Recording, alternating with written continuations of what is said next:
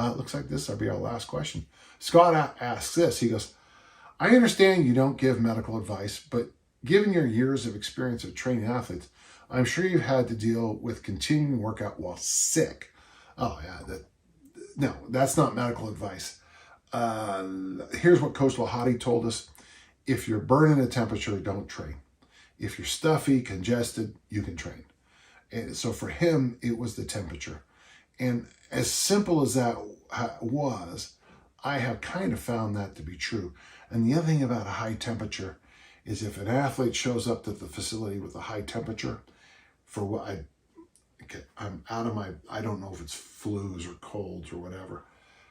Athletes with high temperatures seem to spread that around and I know that coughing and sneezing and stuff like that spreads it around, but the high temperature seems to make it go much faster. I don't know why. I have heard you talk before about having green light, yellow light, and red light training days, and realize this can be vary by individual and by illness. I have found that I can maintain consistent volume with the head cold. Yes. So colds, for me it's allergies, but flu-like symptoms present a problem, especially if they continue 5 to 7 days or longer. I am approaching 65 years of age, and I'm dedicated to the following 3 days a week, 52 weeks a year park bench program, the 3x52 program. That's good to hear, Scott. To maintain strength and body composition. Missing a week or more of workouts can feel like a big setback for older folks. Yeah, make sure I come back to that point, because that's really a good point, Scott. Have you come across anything in your experience or research that identifies the positive benefits of training through sickness? Listen, I like to train in every situation I possibly can. If the gym is frozen, I like to train. If it's boiling hot, I like to train. If I am sleep deprived because of travel or life, I like to train. I like to train when I feel great. I like to train when I feel bad. Because for me, training is part of the habits of my life that keep me going. Scott, I'm thinking you and I are the same. So let's just say this. Let's start with red light stuff, okay? Red light, I would say diarrhea, vomiting, and high temperature. I don't want you in my gym if you're having issues with stuff coming out of any end of your mouth. Sneezing, hacking, stuff like that. We'll move that into another area.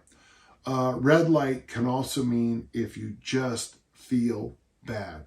I obviously have trained hungover, and I'm not proud of that, but you do. I have trained the mornings of weddings and funerals and everything else.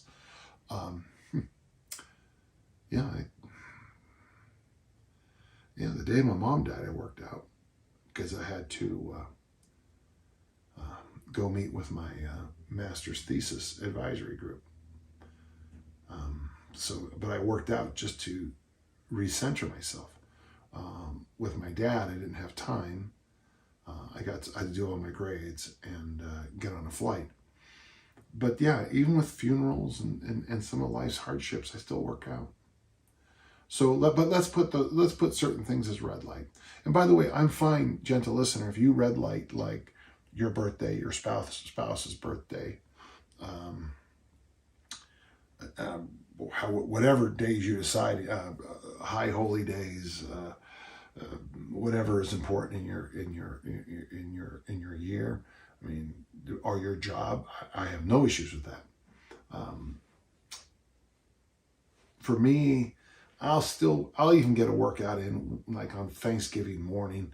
I won't work out very hard, but I'll do something like my 8-minute perfect workout or something like that, just to kind of, feel good and move good.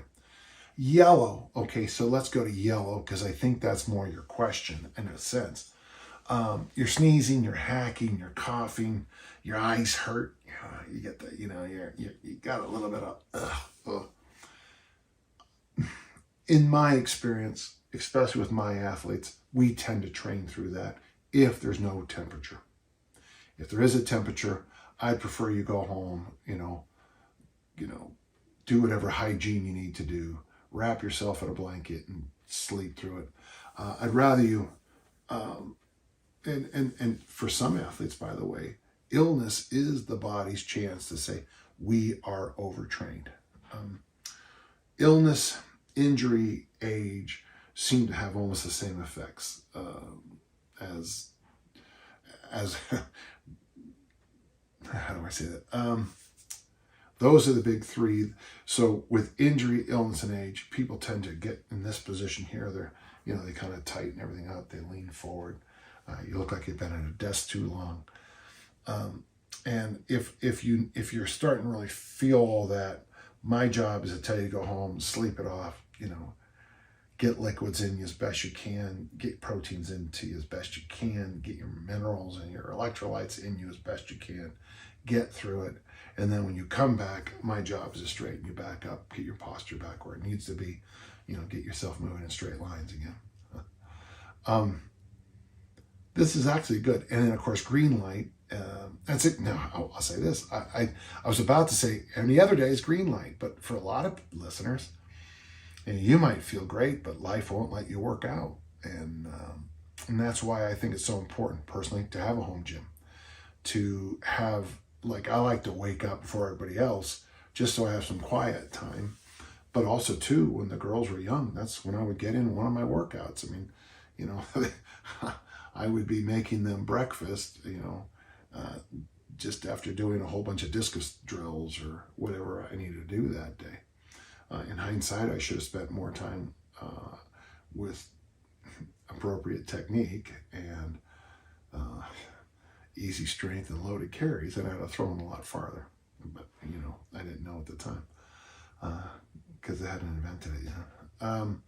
This is a good question, Scott. So, and every listener, I think it might be a good idea for you to kind of list out, or even go back, go through your journals, go through whatever and say, this is when I was sick here. This is what I did. This worked, this didn't. Write down, maybe there's a number, like once your temperature hits this number, you really seem to start having issues. For example, I tend to get very, there's a certain, when I was a teacher, I could almost tell you exactly when I was going to get sick. Christmas break and the first week or two of June, because when I turned the engine off as a teacher and went, I got sick. Now my allergies have swum back around a little bit in certain areas. So I've noticed my allergies been kind of kicking me in the face a little bit in the last year or so. And as we know, allergies flow through, flow in, flow out.